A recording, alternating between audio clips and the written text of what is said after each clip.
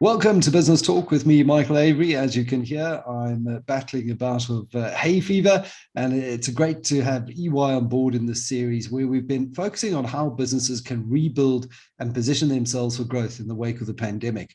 I've already spoken to Sandra DeTroy about smart capital allocation, and EY's research really suggesting that there are very few companies that are completely satisfied with their capital allocation approach and their systems and governance processes. And as I said recently with the EY Africa CEO, Jen Sita, there's no question that 2020 was the challenge, the unpredictable year, and I think the most difficult year for most businesses. And we've seen some of the effects of the pandemic continuing throughout 2021. And I think the worst is behind us. So now CEOs, companies, business leaders are emerging from their bunkers. They're assessing this new landscape, and they're really looking hard at their organizations and their processes to determine what actions need to be taken to grow from here. It's a great pleasure to be joined now by Stefan Smyth, who's EY Africa Turnaround and Restructuring Strategy Leader, someone who is certainly no stranger to the world of business rescue, to continue this theme and to talk about how to transform financial or operational performance. Stefan, welcome to the show. Thanks, Michael. Thanks for the invite and looking forward to having a good discussion about the space. Now, we're discussing how we reshape results today. And I think one of EY's key go-to-market offerings, as you've kind of repositioned yourself, is reshaping results. And that provides this kind of trusted leadership in an environment where businesses are looking at how to reposition themselves. But often we think of that in a distressed organization context. Is reshaping results only applicable to companies in trouble, or does it go more broadly than that into all organizations, no matter where they find themselves? I think the clue for us is a deliberate attempt to use the title to change the tag from being distressed only. And I keep developed to preserve liquidity for companies that are highly stressed and distressed.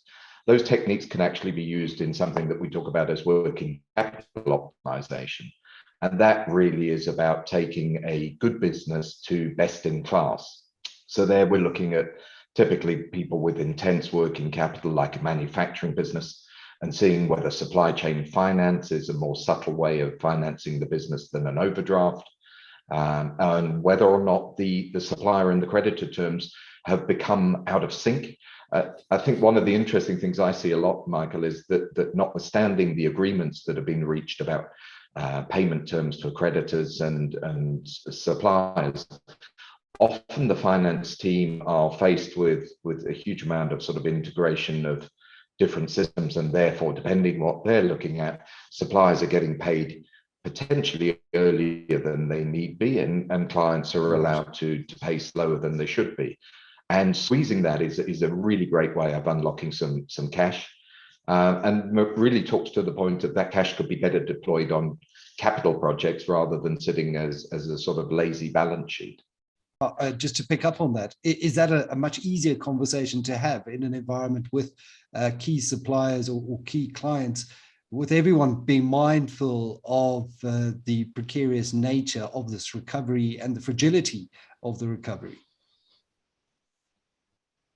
I think it's much more topical. I think the whole forefront of being cash focused and having reserves and having a backup is something that COVID has taught everybody.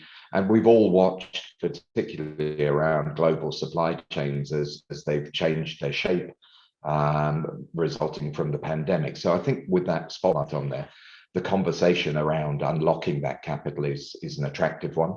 And the other one, Michael, that comes to the fore for me is something we tag as fix, sell, close. And the reality of that is taking cognizance of the fact that companies are very organic enterprises, and that what we started with is not what we always end up with. And that if we don't keep check and if we don't maintain the business, then certain things get themselves into a state of disrepair. So it's not unusual for us to find an ailing subsidiary or a division that's not doing well. And typically when we come alongside those businesses, management have a very fixed view, which is potentially, oh, we're going to fix that business. And if you delve a little deeper, that probably was their intent a year ago and maybe even a year before that. And this is a kind of nice way to chat to a board and say, well, why don't we take an independent view side by side about what would happen if we fixed it? How long would it take? What would it cost us? What would the benefit and the payback be? What happens if we sell it? Is there a market for it? And certainly with an M&A division in the ranks, it makes it easy for us to do a market sounding and see whether or not there is an appetite for that entity.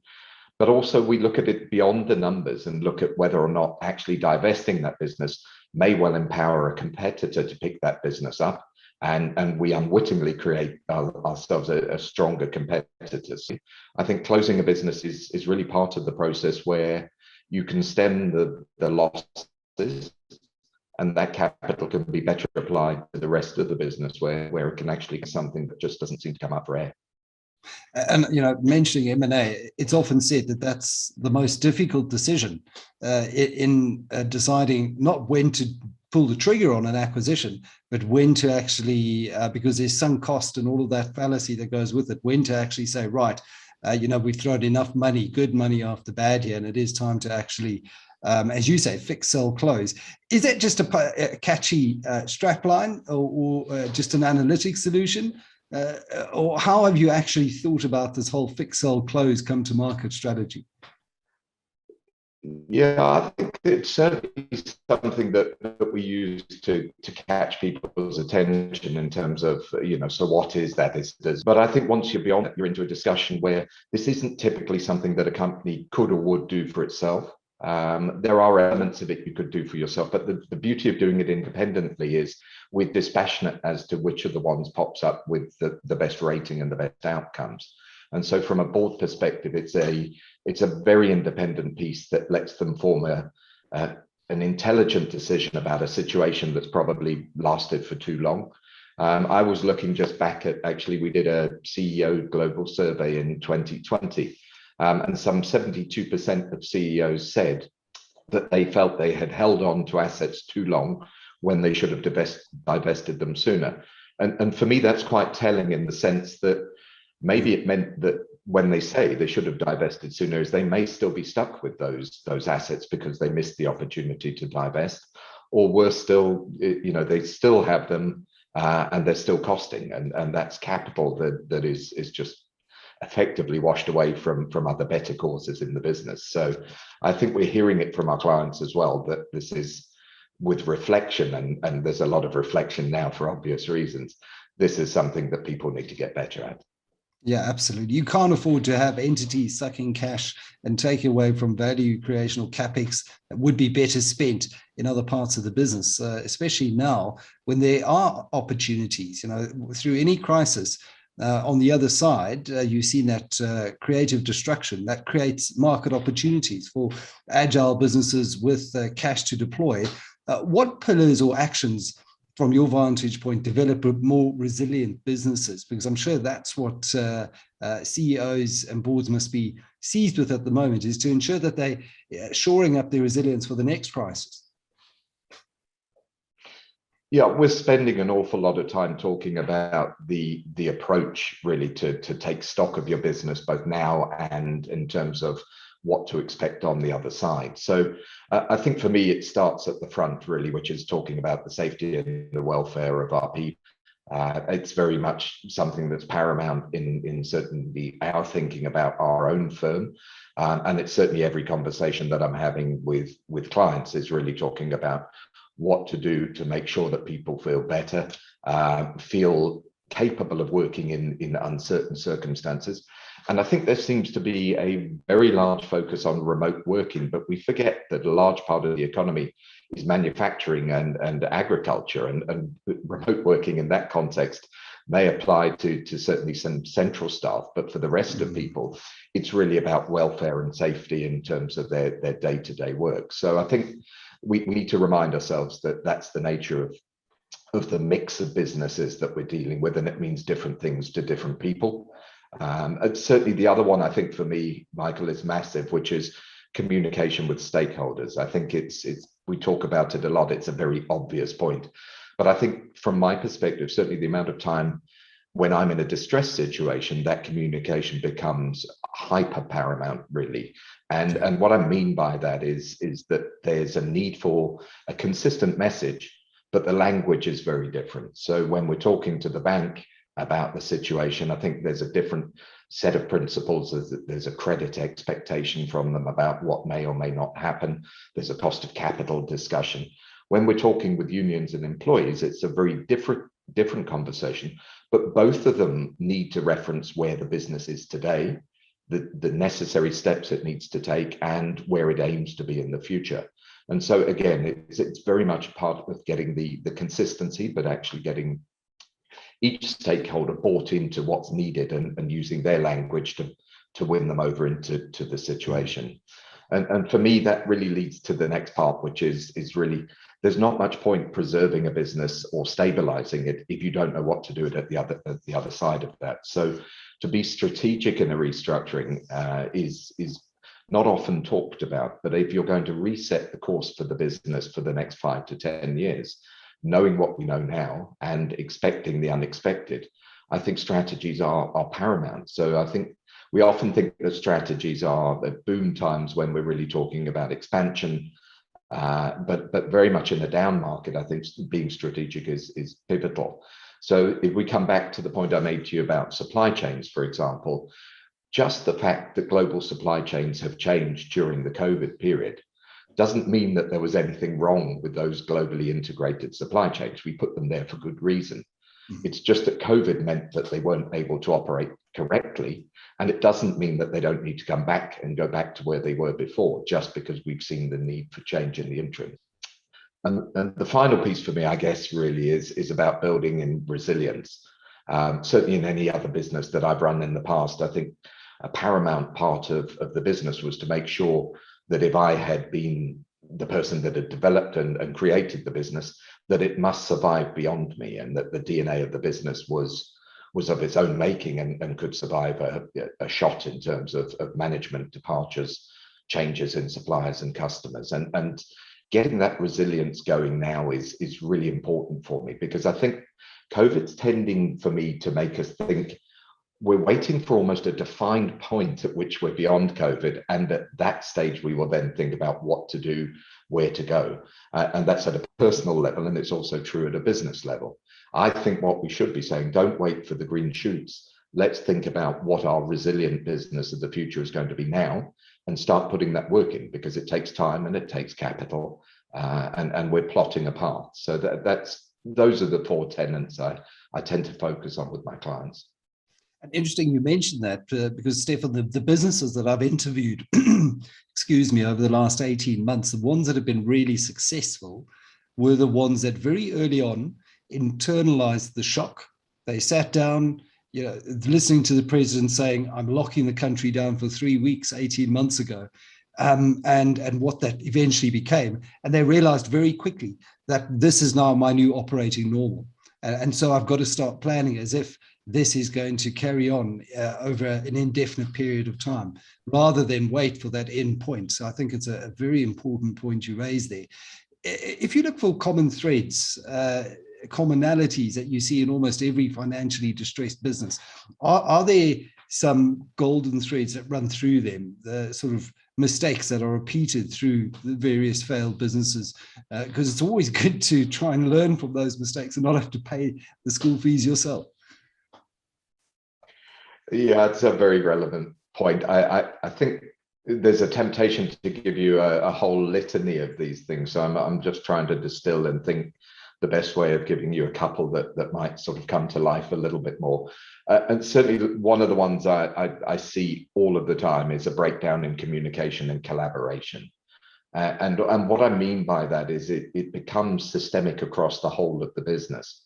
So at a board level, what I see is that a cohesive board starts to become factions and directors, not the board of directors. And so it becomes a sort of broken down piece where people start worrying about reckless trading, people start worrying about reputational risk, and that becomes very individual at that stage. Whereas up until then, the function of the board is very much collaborative together, different points of reference taking you into a cohesive direction. So I think you see that actually permeate right the way through the structures. So if you go into the sort of operational management areas, what we find is that the collaboration has gone again, and sales versus operations becomes, instead of a healthy competition, becomes a almost proving the point that I'm okay and it's the other person. If it wasn't for sales not winning work, we would be fine in the production side. And what's worse is people spend an inordinate amount of time gathering data and information to almost build a case for the hypothesis that it's the other person or the other department that's actually at fault. So those become very siloed and blame culture situations. And I think certainly I saw it's really important in any work that we do where we try and get everybody onto a shared direction, and we understand that we are going to be more effective by everybody going in the same direction at the same time. That inertia really helps us get through the bottom of the curve and come out for air. The other big one for me, I think sounds, again, I try and deal with it as simply as possible, which is we start looking at businesses that if they don't spot the warning signs in the profit and loss and those early stages of margins being eroded and profitability starting to wane, what happens is that starts moving from the income statement to starting to get into the balance sheet. And so all of a sudden we see the need to impair certain assets again. But there's no tangible feeling other than warning signs and inconvenience. There's no crisis at that stage. But if those two are unchecked, we find ourselves in cash flow, and then liquidity is gone. And companies die not because of solvency issues, they die for reasons of liquidity issues, and they run out of runway. So we often find that when we're coming alongside businesses, the cry for help is often too late, and the damage is quite extensive. So the balance sheet now is very heavily wounded, and liquidity becomes our only focus, which is, as far as we're concerned, we're trying to create a runway, which is how do we harvest some cash and give ourselves some breathing space to start to come out. So those are the two big ones for me that I see every time we go in. And very difficult to do that, to go in and say, but potentially we've got to sell some assets in order to provide that liquidity to give us a runway to get out of the situation. But is that asset part of my longer term strategy? How does this now change the strategy and the unique selling proposition of the business as I head out of the business rescue? And having personally been involved in a business rescue with Classic, I could see that blame culture creep in immediately.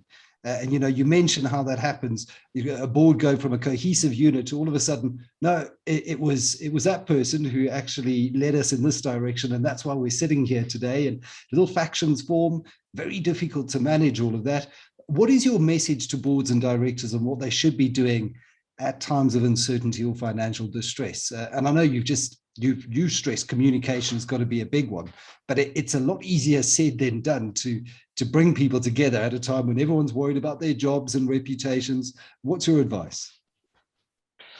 Yeah, Michael, I mean, I think what we really got to do is we've got to get in and amongst the teams and start to really just walk the corridors and actually engage with people. And it's sad that sometimes it does take that kind of external shock for you to get back into that level of communication, of walking the floor. There's some very good TV programs about back to the floor and those kinds of things. But certainly in a crisis, I mean, the value of walking around and shouldering the problem and being able to answer the tough questions, which is, will we have a paycheck at the end of the week? By walking through the shop floor, engaging in those discussions with a honesty that says, these are the things I can tell you, these are the things I can't tell you, but I can tell you we're working on them and we're taking advice and we're doing all of these things. So that's more than communication. That's really hearts and minds. It's really about respecting that the pain in some of the positions, when it's very easy to look at it as an Excel spreadsheet saying, let's go to short time. If you actually think about what that means for the individual to be on short time, it's, some people will be balancing their finances on a weekly, daily basis. that is possibly the last thing and the last shock that comes to mind. And it doesn't mean you don't do it, but it means you do it with understanding, and you do it with good grace to go and communicate with the people and allow them to have the natural reaction that they need to have, which is part of getting beyond it and then realizing that working together does help. Another one that aligns to that for me, I think, is really about seeking advice. I think the Companies Act is certainly very specific about directors taking advice. Independent advice is good as a mitigation for things like reckless trading or for any of the decision making that may subsequently be called into question down the line. And of course, it's a very self-serving comment from someone like me who spends their time independently advising companies. But I do think that independent advice is to avoid the snowblindness, which is what I call it. Certainly when you run your own business for 5, 6, 10 years, you suddenly get so close to it that you've fallen in love with some of these ideas that become absolutes, which are rarely absolutes. And certainly in difficult times, they become variables. And therefore, someone else coming in and saying, are you sure? Can we go around this once more and see whether there is a way of doing this, or whether, to your point earlier, could we divest that asset? I know you are holding it for good times. I know you think it'll be good. But if it's the difference between survival and not, we should divest the asset. And that's what the independence allows in terms of discussion. Now, stripping out that emotion, because I do think, to your point, we become very emotionally attached, especially if you're talking about an owner, founder, managed led business here. And my mind always thinks of Aspen. And I know Aspen wasn't really in the class of being a distressed business, but had racked up an awful lot of debt. And, interviewing Stephen Sard and asking him about offloading that infant milk formula business, which was his baby. Very, very difficult decision. But ultimately, they made the decision, the right decision, and the business is well on the road to recovery. So I guess one of the other ones, Michael, that I would always say in terms of boards is back to the point I made earlier about liquidity and the concerns around getting in amongst the detail. It amazes me how many times we come alongside a business that's having difficulties and there isn't a strong view of how long we can survive in the current circumstances. And there's a very easy piece of analysis that can be done, which is really about looking at the next 13 weeks, we'll call it 3 months, on a rolling basis to say, what are my inflows and what are my outflows? All of a sudden, we've got an understanding of how long, on the basis of those assumptions, we're going to be able to survive before we need some kind of an injection. And that time that it dictates that you have available determines the way in which you have to make your decisions. Do you need to make them faster and cut deeper? Or do you have a little bit of time to position yourself and sort of extract better value, but you do need to be acting with certainty about what to do? And where that leads to for me, is the final point really is about proactive communication. I think there's a natural tendency when the chips are down, the last thing I want to be doing is talking to my bank saying, we think we've got a cash crunch coming and we've got some difficulties here. It's kind of, not only is it difficult to accept, it's also you feel that you make yourself vulnerable. I think what we found actually is that proactive communication that says, we know what's coming down the line. We are pulling all the levers in the business to make sure that we create better opportunity to avoid it. But I'm telling you that here's some advance notice that I might need some standby liquidity and the order of magnitude is X. They can start thinking about how they then motivate to their committees. And often the amount in the context that is owed to the bank isn't necessarily an enormous amount. And therefore, what you're really saying to the bank is, by lending me another 10 million, for argument's sake, the 200 million that you're exposed to is being protected. And if I can show you that the 10 million has to go in but comes back out again, then actually it's a cash flow lend. It's not as if it's a bailout to pay for losses that can never be recovered.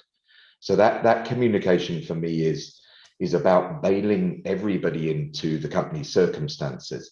And that's not just limited to the bank. So that's from a union perspective saying, I hear that you want to hold us to a 13th check or whatever the answer may be. But right here, right now, what we want to do is make sure we keep 100% of employees in gainful employment. And again, the conversation needs to be the same with our suppliers and with our customers. And certainly my experience is that you would be super surprised at how many customer and supplier relationships are today holding each other together by, when they're in a better position, extending terms to someone who, if they collapse, means that I lose some revenue or I lose a vital supplier. So I think that communication really makes the problem easier to solve, because everybody's actually bailed into wanting to solve it and understanding the price. Fantastic practical insights. Stefan, we're going to have you back on the show because there's so much more ground to cover, but we've spoken about so much over the last almost 30 minutes. Stefan Smyth, EY Africa turnaround and restructuring strategy leader, talking about how we transform our financial or operational performance using these insights into turning businesses around in serious financial stress. And it doesn't just apply to our earlier point to being in that position. You can be very proactive about this as well. So Stefan, thanks for your time and look forward to having you back on Business Talk in the not too distant future. Take care. Thanks, Michael. Much appreciated.